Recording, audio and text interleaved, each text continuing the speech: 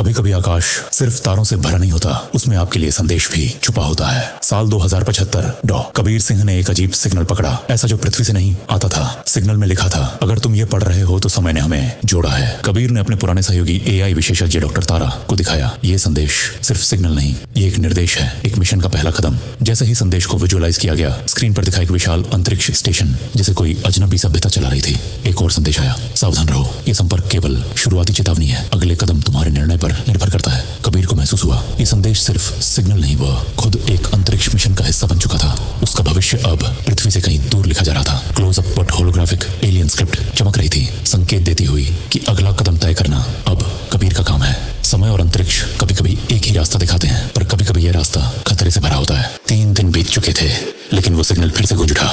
इस बार उसकी दिशा बदल चुकी थी, वो सीधे किसी ग्रह से आ रहा था।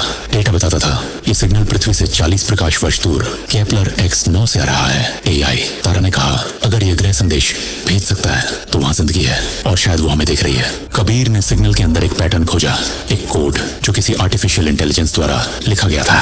जब उसने कोड को डिकोड किया, उसमें एक आवाज थी, हमारे ग्रह की आखिरी उम्मीद तुम हो। भारत की स्पेस एजेंसी ने तुरंत एक गुप्त प्रोजेक्ट शुरू किया।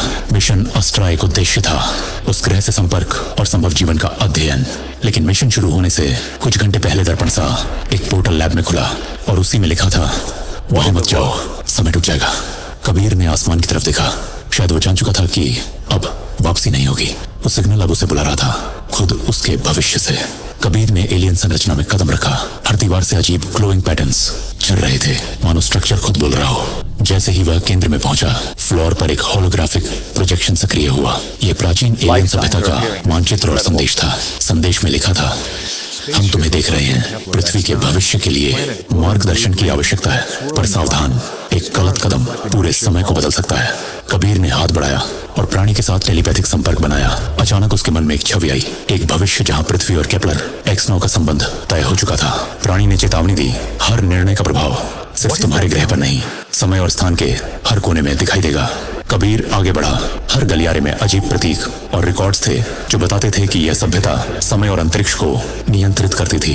फिर होलोग्राम्स ने केपलर X9 का इतिहास दिखाया, एक सभ्यता जो समय को बेंड कर सकती थी, पर अंत में अपनी ही शक्ति के कारण नष्ट हो गई।